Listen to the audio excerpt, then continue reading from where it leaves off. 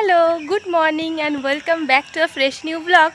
আজকে একটা নতুন সুন্দর সকালের সাথে দিনটা শুরু করছি।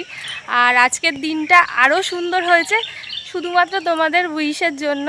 আজকে তো তোমরা সবাই উইশ করেইছো যে আমাদের দুজনের আজকে সেকেন্ড অ্যানিভার্সারি।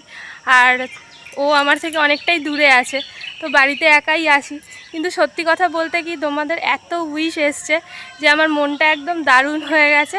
আর সকাল থেকে না, আজকে ওয়েদারটা একদম দারুণ ছিল। এই 2-3 দিন যা অসহ্যকর গরম ছিল, আজ কালকে রাত্রির থেকেই আমি তারকেশ্বরে আছি আমার শ্বশুরবাড়িতে।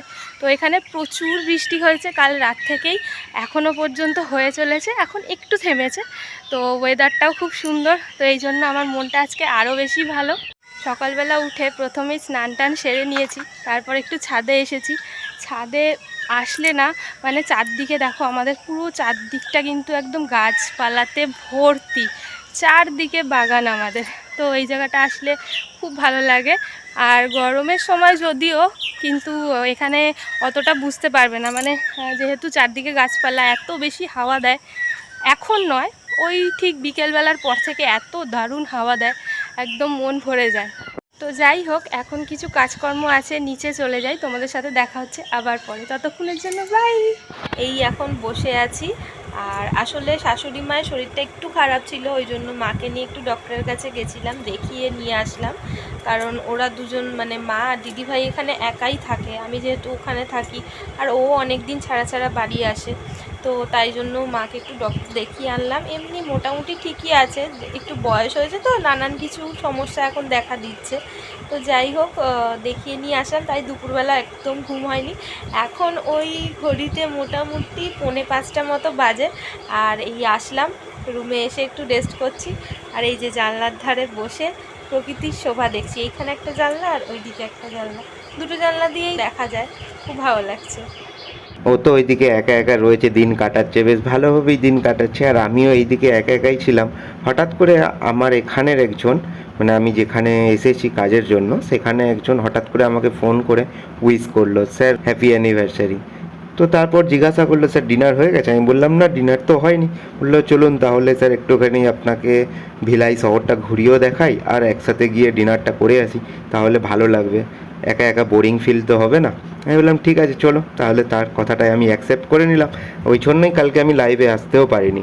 আর ও আমাকে নিয়ে বাইকে করে বেরিয়ে পড়লো পুরো ভিলাই শহরটা। মানে অ্যাকচুয়ালি এখানে এই শহরটা 6টা সেক্টর এরিয়াতে ডিভাইড আছে। এত বড় সেক্টর এরিয়া তো ঘোরা একদিনে সম্ভব নয়, তাই মেন রুট দিয়ে আমাকে নিয়ে যাচ্ছিল, যেখানে মেন জিনিসগুলো রয়েছে, মানে আকর্ষণগুলো রয়েছে, সেইগুলোই আমাকে একটু দেখিয়ে নিয়েছিল। এত কিছু ডেভেলপমেন্ট করেছে, মানে সত্যি একটা ইন্ডাস্ট্রি হলে আনুষঙ্গিক চারপাশের পরিবেশটাই সত্যিই ডেভেলপমেন্ট হয়ে যায়।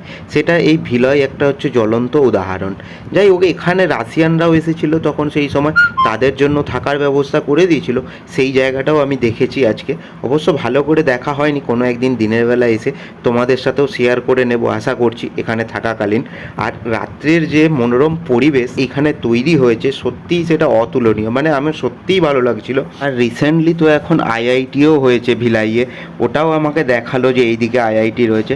যাই হোক, তোমাদের সাথে সব কিছুই চেষ্টা করব শেয়ার করে নেওয়ার জন্য। लेफ्ट हैंड साइड में ना, हाँ, ये भिलाई का पोर्ट्स एरिया है, तो नेहरू नगर बोलते हैं। अच्छा, Nehru Nagar ports area. Ports area, हाँ। यही मतलब सबसे बड़ा है क्या इधर का? नहीं सर, और है ना, ये यहाँ का इकलौता मॉल है। अच्छा, मैं सुना हूँ इसका नाम का बारे में, क्या नाम है? मैं बहुत कुछ सुना हूँ। मॉल आपको बहुत सारे वहाँ मिल जाएंगे। सबसे ज़्यादा घूमने के लिए लोग यहीं आते हैं, सिविक सेंटर। कौन सा सेंटर है? सिविक सेंटर अच्छा, मतलब यहीं पे सब आदमी लोग आके मिलते हैं। मतलब ये थोड़ा फन जोन टाइप से, मतलब खाना पीना घूमना फिरना।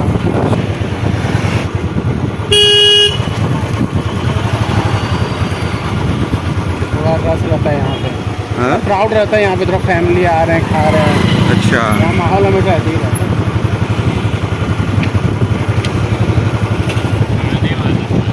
वो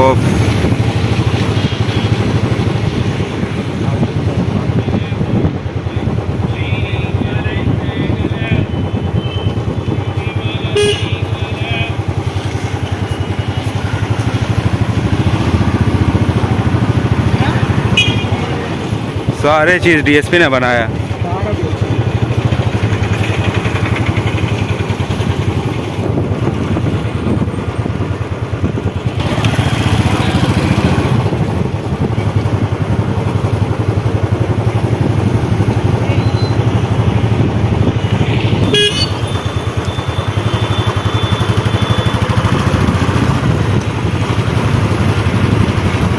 होटल में 3-4 मार्केट है ना सर। हाँ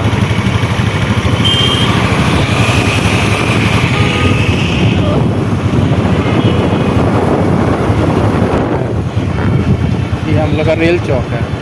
अच्छा।